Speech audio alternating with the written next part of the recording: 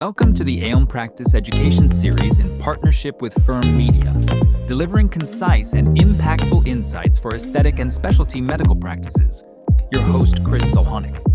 And today we have a very special guest, Linden Tucker, Executive Director for the Society of OMS Administrators, SOMSA. Linden, welcome to Elm. Can you please tell our listeners a bit about yourself and your journey with SOMSA? I have had a couple careers in my adult life. I started off as a university composition instructor, which I really enjoyed. But in my early 30s, I transitioned to being an association executive. So I worked with JAWS Society back then, SOMSA now, and a couple other organizations that have membership and annual dues and continuing education or social events.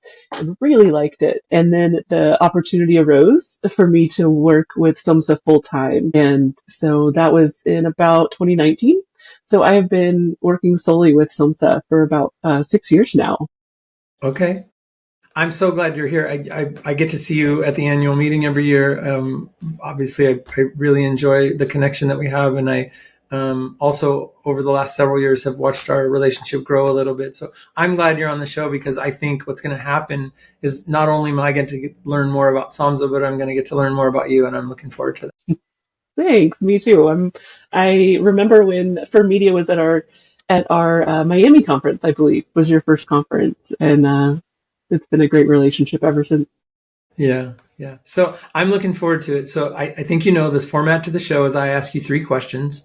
We want to get in and out of the podcast in 30 minutes, and we want to sort of leave our listeners with maybe a 30-minute audio clip or video clip that they can listen to or watch. Hopefully they're not driving and watching the video, but at least listening to it on their way to work or whatever. And what we try to do is we try to, the podcast is designed for aesthetic practices. So plastic surgeons, oral surgeons, med spas, all of the clients that I have spent decades working with on marketing. We created the podcast so that we wouldn't just have insights available to our clients around marketing, and they'd be able to dig a little bit more into how to help them run their practice. It's also connected me in a better way with what I believe to be the top 5 or 1% of the industry that are doing really great things. And so when you share information with me, I then am in a consulting situation where then I can share it with other people. And it's called the Elm Practice Education Series. And so Elm is part of the Elm magazine, which is being released. So people are probably watching it on the magazine now. So I'm glad you're here. First question. SOMSA has grown significantly over the years, expanding membership opportunities and resources. How has the organization evolved to better support OMS administrators and managers? Such a great question. We've really been going through a growth phase, starting really before COVID and expanding through today. When we started, there was one major event. That's the conference. It's always been in April, sometimes March, sometimes May. And then we would meet up at AMS, the Organization for Oral Surgeons, and have a sit-down dinner, and people would talk, small get-together. And we had the start of a forum when I first came on board in July of 2012. And in the last 13 years that I've been with the organization, we have expanded our conference, doubled in size with attendees, really expanded what we're doing at AMS as well. It's really important for us to share with oral surgeons the importance of making sure that your practice administrator is also receiving professional development and continuing education. It's something that's required for them, but not always as accessible for their administrative staff. There are some other organizations that try to provide that education for practice administrators. SOMSA is the only one that is tailored to that unique niche that is oral surgery. It's not dentistry 100%, and it's not all medical. And so SOMSA is really bringing together the knowledge and the experts that practice administrators in this unique little corner of the wider dental world that they really need. And then the forum is something we switched platforms a few years ago to a more robust platform that's able to handle the sorts of discussions that our members are wanting. We have adjusted our groups in that forum a little bit, the different threads that we have going to meet some expanding needs in SOMSA. We used to only be for practice administrators. If you were in that role at an office, you could not be a member of SOMSA, basically. Sure. And in the past few years, we've heard, there's a lot of changes going on in the industry. And then there's a wide variety of practice sizes. So because of some of those forces, we have added a practice support member. So maybe someone who isn't overseeing the entire practice, but at a lower level in the org chart, but still needs some professional development and support from others. Like an office manager or something like that, right? Right, or the clinical lead. Sometimes we offer resources, and the forum is just a huge resource. You can't. It's hard if you don't have connections with people outside your city to talk to someone about some of the issues you're facing. The forum allows you to ask your question of anyone in the country who is in that same role, experiencing the same things that you are. And so people in a practice support role, those clinical leads, the clerical leads, sometimes we have billing managers also as support staff members. So we've provided a place for them to connect with other people in that role at oral surgery offices through the forum. And that's been a really great change because it has added some more experts to our conversation in the forum, and it has helped support our practices more fully. We're able to support from the top down to some other roles in the practice. I think the other big thing that we've added over the years is our educational offerings. In addition to the conference, we now do anywhere from 4 to 12 webinars a year, and we also offer a professional development box. A lot of people have heard of BarkBox or Stitch Fix. Those sort of show up on your door, and it's a nice gift that you've given to yourself.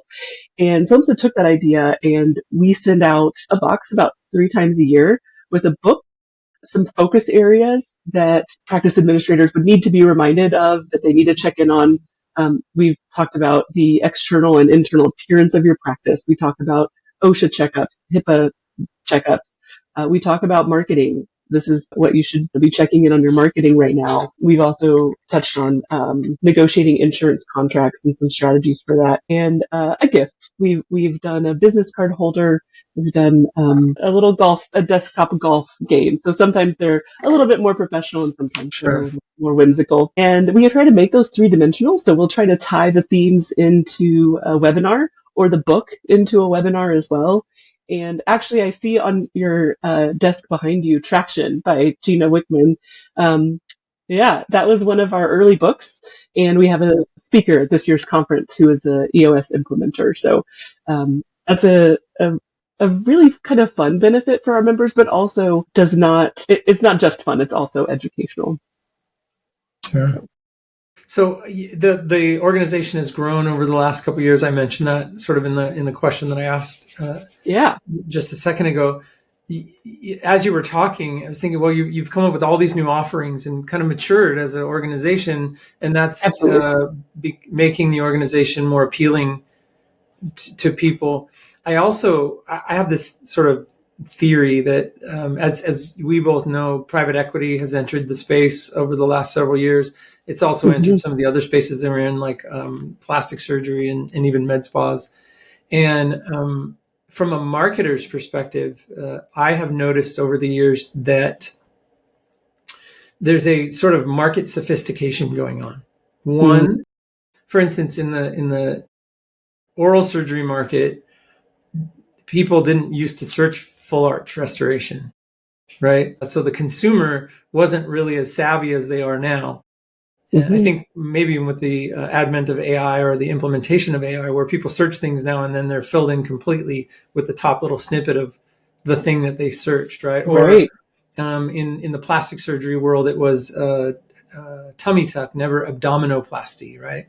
And so, but now people search abdominoplasty or whatever that is.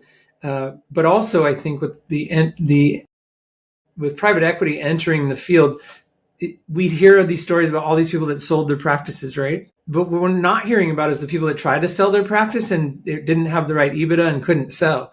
And what I believe is that that's happened enough that people are now circling back around, and now they want real marketing and they want real consulting and they want real support, because they're now realizing, hey, that thing I was going to retire on isn't worth what I thought it was going to be worth. Right. And so I think you guys having a better product offering, the market sophistication, and people really, consultants are everywhere now. And 5 or 6 years ago, they were just going to work and taking referrals and moving Right. through it and not really interested Yep. in spending too much time with the consultants. So yeah, Mhm. I think it's a Yeah. really good time for SOMSA to be. Yeah, we do too.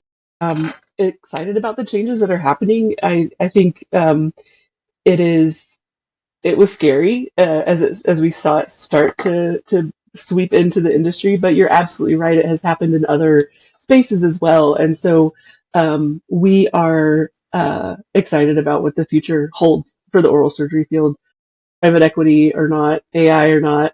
Um, we want to keep meeting the needs of the practice administrators so that they can help their practice as they meet with more consultants, as they take their marketing game to the next level. Yeah. So as we are helping practice administrators prepare for those meetings with the consultants in marketing, in billing and coding, so that they can get better adjustments from the insurance companies. There's so many more consultants. It's funny that you said that. It's because I haven't heard this term before. Market uh, sophistication. Yeah. Yeah. Market It sophistication. so clearly describes what it is that I've been seeing too. I just didn't know the word for that. And despite that, we are trying to make sure that we are giving administrators the tools that they need to be there for their practice. Yeah, good quality consulting takes us a long way. Most relationships in a lot of businesses start because of trust, but they don't last if they're not filled with value. So yes, absolutely. Yeah. Okay, second question. Networking and peer collaboration are a big part of SOMSA's success. What opportunities will attendees have to connect and learn from one another at this year's conference or even any of the past conferences? Yeah, so networking is really one of our main goals. The education part is really important, but networking is the way that we provide ongoing support to our members. If you have a problem in September in your practice and you just don't know what to do, the education we're providing in April isn't going to help you at all. You need someone that you can turn to right now. And so at the conference, we focus on providing opportunities for our attendees to build relationships. We do that really formally. We have networking events. We do some of those networking games. We have a bingo card. We have name tags with different ribbons. We do some of those things. But we also try to provide opportunities for informal networking. We have our attendees sit at meals by different categories, by practice software, by Yeah, I forgot about that. yeah, by the size of their practice. We're trying something new this year that's connected to our forum. We're taking our top 6 forum conversations and we're going to put those on the stanchions at breakfast on one of the days so that people can sit at a table with other people who want to talk about referral marketing. They're considering changing practice management software. So that's going to be one of the topics. We are trying to take that digital networking that happens in the forum into the real world so that they can build the relationships that they need when they have a problem. They can pick up that phone and call somebody that they know and trust, who isn't across the street, is not someone who's a competitor. And then we do fun events too. On Sunday night, we have networking receptions, a couple of different networking receptions. And on Monday night, we always have a fun social event that does not have to be work related at all. We get together, we have a cocktail hour, we have a dinner, we have some sort of activity, and it's just all about building relationships so that you have someone to turn to. So you fuse a little fun in there as well. Yeah, it's a great way to build relationships, right? Sure. Okay. What are some of the key topics that are addressed each year? I mean, it's obvious there's as a forum where there's quite a few speakers throughout the course of the weekend. There's a vendor component, which I have participated in for years. But what are some of the topics that people cover there? I have clients and I was very shocked. I had a client in San Francisco, and I told him I was going to be there for the SOMSA event this year, and he, as a doctor, didn't know what it was, and I was, here's the link to the website. It's going to be right in your neighborhood. You need to send your people there. So this is also for those people who maybe haven't stumbled onto this yet. It's amazing that people don't know who it is, because this is the first person I've ever met in the industry that didn't know who it was. Oh, wow. And so what can they expect? What can someone who's sending people to it expect their people to be learning or taking? Yep. I'm going to start where you ended. One of the conference committee's main goals is to provide actionable takeaways for our attendees. We stress that with all of our speakers from the very beginning, where we're finding out if the speaker is a good fit all the way through the end, because our attendees are very busy people. They are managing an entire oral surgery practice, and so we want to make sure that it's worth their time, that they can take what we are sharing with them back to their practice and put it into use. So every year, Terry Bradley, who is a founding member and one of those, now she's one of those consultants that we were discussing earlier, she does a coding and billing pre-conference course. We've been doing that for 5 or 6 years now, always on Sunday. Then we always try to touch on leadership topics. We try to find speakers who can speak specifically to our industry, but this is the one area where we don't always have a speaker who is from the oral surgery realm. Most of our speakers in the other categories I have either worked in an oral surgery office, or they speak to or consult with the oral surgery or the dental space on the regular. So a couple of the other topics, we always talk about referral marketing. It's a big issue. It's a big area for creativity. And there's a lot of balls that can be dropped back and forth. And so we try to cover one aspect of that every year. We usually have a speaker from OMSNIC. They insure about 80% of the oral surgery market. And so there are always questions regarding risk management that come up, and they usually do case studies. It's a very interesting session every year. We usually talk about some sort of IT or cybersecurity issue. This year we're trying something new. We're featuring a panel with a few different experts led by an oral surgeon. This year we're featuring a panel with some IT, cybersecurity, risk management experts that's going to be led by an oral surgeon.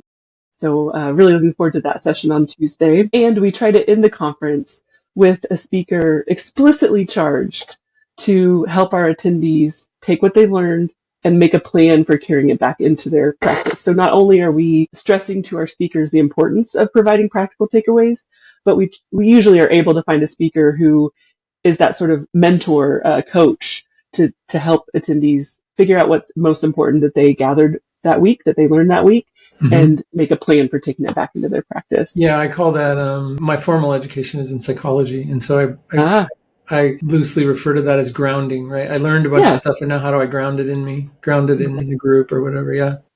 Right. That's great. Yep. So this year's is coming up. SOMSA 2025 is in San Francisco. Yes, it's April 6th through April 9th. We're going to be at the Westin on Union Square. It's a beautiful historic venue right in the heart of San Francisco. Okay. I know it well. I've stayed there before. I'm looking forward to it. I heard that I'm going to speak a little bit there, so I'm excited about that. That's correct. I have a short but fun topic to talk about, and it's brand new for marketing, so I'm looking forward to sharing that with everyone. I've heard a little bit of what you're talking about, and I'm looking forward to it too. Well, I know that we did a podcast with SOMSA that should be pushed out before that. So AI and marketing and sort of how they're working together. That's exciting for me too. What can people expect from this year's event? Thank you for that answer. This is the time in our show where we ask for the ALM Essential Insight. And normally what I ask you is for one key takeaway that you could give our practice administrators or doctors or surgeons that they might be able to take back to the practice and apply to help them get through whatever problems they're trying to solve. Yeah. With SOMSA 2025 being right around the corner, I would like to ask you, what is one piece of advice you could give our listeners that might help them make the most of their experience at this year's meeting? Great question. I would have to say the biggest piece of advice I have is don't be shy. I'd like to share a little story, if that's okay. Of course. I heard this story for the first time just 3 years ago, I think. It was someone's first year at the conference. She was talking to her husband. She was a little nervous about going. She didn't know anybody else in the organization. She didn't know what she was going to do for 4 days at this conference without knowing a soul. And lo and behold, on the shuttle from the airport to the hotel, she was talking to the lady next to her, and it turned out they were both going to the SOMSA conference. And she said, I was never alone from that shuttle ride from the airport until I got back to the airport. People were super friendly. I never had to sit alone. Someone had always come up to talk to me. And that person is now one of our past presidents, Audra Lansdowne from Wow. Brazos Valley in College Station, Texas. And I have heard a couple other stories about people who didn't have that exact same experience. You know, I can't guarantee that everybody meets somebody, but I would encourage anyone who's coming to this conference or any of our conferences to not be shy, either individually when you're sitting at the table and or sitting at breakfast or whatever. Just talk to the person next to you. But then also in group settings, in breakouts, in the larger educational sessions, speak up, share what you've learned, ask your questions. You're not the only person with that question or that experience, and the way that you ask it may help someone get the answer they need from the speaker. It may also tell them that they can reach out to you and find someone to help them, and in return they may be able to help you as well. SOMSA is a very warm, caring group, very friendly and genuine. So there's no reason to be nervous or shy. I can relate to that. I'm a little shy myself, but SOMSA has brought me out of my shell, and SOMSA welcomes everybody. So just don't be shy. So I think they say public speaking's one of the, the hardest things to sort of step into from a fear perspective. Yeah. And I think this doesn't get talked about a lot, but even when I was younger and I was dropped into my first networking situation and, people were like, okay, now you need to go talk to people. It's like, I don't, I'm, especially some of the people aren't older. They're just stepping into some of these roles, and the networking piece it's kind of like public speaking. You got to get out there and put your hand out. Yeah. And it can be Absolutely. terrifying. So I can see why someone who isn't used to doing that, going to an event like that, could be overwhelmed by it. That's really good insight. Thank you. Yeah. Thank you. Don't be shy. Yeah. Don't be shy. So it was really wonderful to have you on the show. I appreciate you making the time. I know you're busy, and I know you got a lot going on with SOMSA right around the corner. I'm super excited to see you there, and I'm super excited, and I hope you guys have the best show you've ever had. Thank you, Chris. I'm excited to be there as well. It's going to be another great conference, and looking forward to chatting with you in person. Me too. Have a nice day. Thanks. You too, Chris. Please give us a like and subscribe to stay up to date with the Elm Practice Education series.